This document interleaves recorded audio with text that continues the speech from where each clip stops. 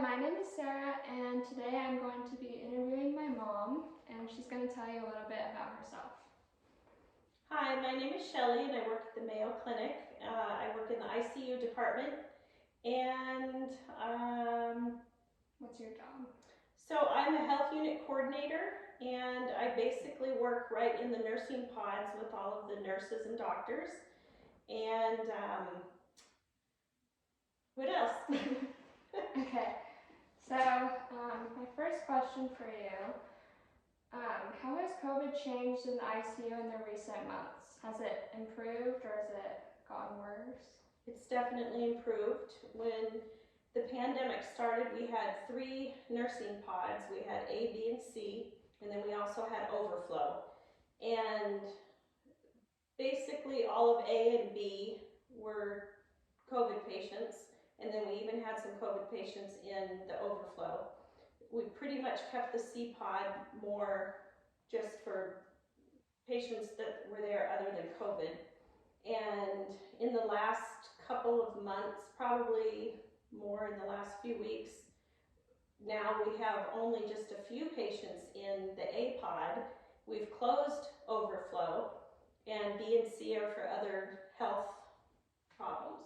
So are pods like hospital rooms? So pods are, each pod has 10 rooms in it, and the nursing unit is right in the middle of the pod, and then all the patient rooms surround the pods. So we had a total of about 40 patients, and I would say 30 of them were COVID when the pandemic first started, and up until probably 3-4 weeks ago. How many is there right now? So now there's about 3 COVID patients in a pod, and the rest of the patients that we have, which we still have 40 patients, but they're not COVID, they're with other health conditions. Oh, okay. So my next question is, how full are the beds at the hospital you work at? So Mayo Clinic is about 80% full, with probably 3% being COVID patients, because there are other floors that have COVID patients. Okay, so just on your floor? Just in ICU, probably 3 patients out of 40. Okay. So I was wondering, what is the most common symptom for a COVID patient to have where they need to come to the ICU?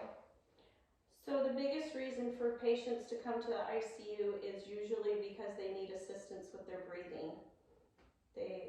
We have all the machines that they need to assist in helping the lungs breathe because they have difficulty breathing. So like shortness of breath would be the most common? Yes. Okay. What is it like to be a COVID patient in the ICU? How do you think they feel? Like what emotions are going through there? Well, most of the patients in the ICU, because they are on machines and they're assisted breathing, they are sedated, so they really don't know what they're feeling. So they're medicated to where. Do you think going in there they're really scared though? I think most of them come in through the emergency room, so automatically they're going to be nervous, but most of them are so sick at that point that, especially when they get to ICU, they're sedated and they don't know what's happening. Oh wow. Okay.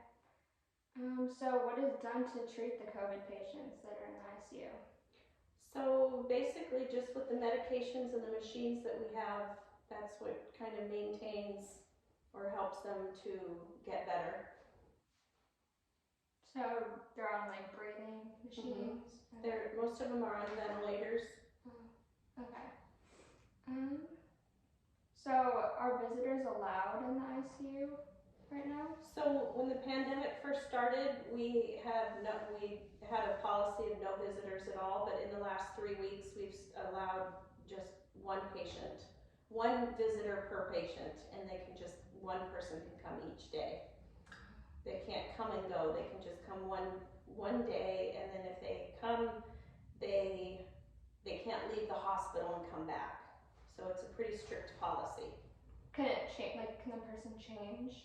Can you have like a mom come one day and a dad come another day? Yeah, so So if a mom came in the morning, the daughter couldn't come in the afternoon. It's just the mom would come one day, the daughter would come the next day, or son or brother, sister. Okay. So what is it like for you dealing with the families of the patients that are in ICU? Well, so communicating with the families it can be difficult just because they don't understand why other family members can't come or why they can't leave the hospital and come back. They have a hard time understanding the strict policies that we have because of COVID, but it's also rewarding because we get to communicate with them about if they're progressing, their health is progressing, and So that's your job, is to communicate with the families? I do a lot of the communicating with the families because being the health unit coordinator, I'm the one who greets the families, takes them to the rooms, and if they need anything, that sort of thing. But so it can be frustrating and rewarding. Is there ever families that get angry at you or anything? Well, they're not really angry. I think they're just more, they're scared themselves. They're upset. They want to be able to have their loved ones come and be a family in the room and not just have it one person.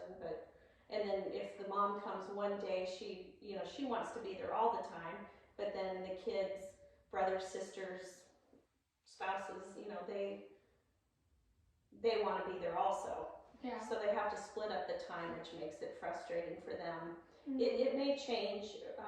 The Mayo in Rochester, they now can have 2 visitors. So things are getting better. Yeah. But have you ever had to deal with someone taking it out on you? Has anyone ever or has it been pretty? No, it's been good. That's good. Okay, so do you feel safe and protected from the virus at work? Do you think you have all the protections you need? Yeah, I feel very protected at work. We take all of the precautions, and the hospital is with the strict policies that we have, the sanitizing stations, I feel very protected because we take all the precautions that we're expected to take. So what do you have to wear? Face mask, face shield? We wear masks, and we do wear eye goggles, Mm-hmm. face shields, but even if you choose to wear a face shield, you still have to wear the mask underneath. Oh, okay. And then we have sanitizing stations every few feet. Okay. Do you have glass in front of your desk? I do not. Oh, okay. So do you think that the hospital has everything it needs to fight COVID? Are they low on anything, like machines or anything? No, they're very good about we have all the equipment we need, we have all of the protective wear that we need. A lot of us just we can come in our regular clothes, put scrubs on, and then take the scrubs off before we go home so that we're not wearing our regular clothes home. And then they launder everything there at the hospital. So they take all the precautions to keep us protected. Do you think there ever was a shortage maybe at the beginning of the pandemic? There probably was a shortage at the very beginning because they didn't know what was how big it was going to get with ventilators, that sort of thing. But they took care of it pretty quick. That's good. Okay. So what do you think my personal experience would be like if I got COVID at my age? What do you think my symptoms would be and how would I feel? It really just depends on the person. There isn't an age that I think if elderly people who have underlying health problems probably have more severe symptoms. They probably don't heal as quickly. Their recovery is longer. The treatment's probably more extensive. but we also see younger people, so there really isn't a difference with symptoms and treatment as far as, but I would say majority of the patients are elderly people who have underlying conditions. Yeah. So you've never seen anyone like my age being 19 or anything? I haven't myself seen a 19-year-old or actually even anybody younger than that, but we have had some people in their 20s and 30s who got pretty sick. Did they make it out? Yes. Alright. So what do you think your experience would be like at your age? Well, the same thing. It's fortunately I don't have underlying health problems. I would hope that if I was to get it, that it would, that I wouldn't end up in ICU. There's no age limit on it, so it just, everybody is individual. So I guess that kind of goes along with my next question. What's the most common age for people to be dying of COVID? What kind of age range do you think? I would say probably over 65. Yeah. So I was wondering if you have any like sad stories of a patient that's been significant to you. So back to the question that you just asked me, actually one of the stories that stands out the most to me, I was surprised, very healthy, I want to say she was probably in her 30s, and she was with us for, I want to say about 6 weeks, and she ended up passing away. And I think we were all kind of surprised because she was young, she was active, but for some reason she couldn't fight it. Really? Did you have to deal with her family? Yeah, we've dealt with the family, and then the family just actually sent everybody in our department, they sent us really nice water bottles with just how much they appreciated us being so caring for the care that we gave them.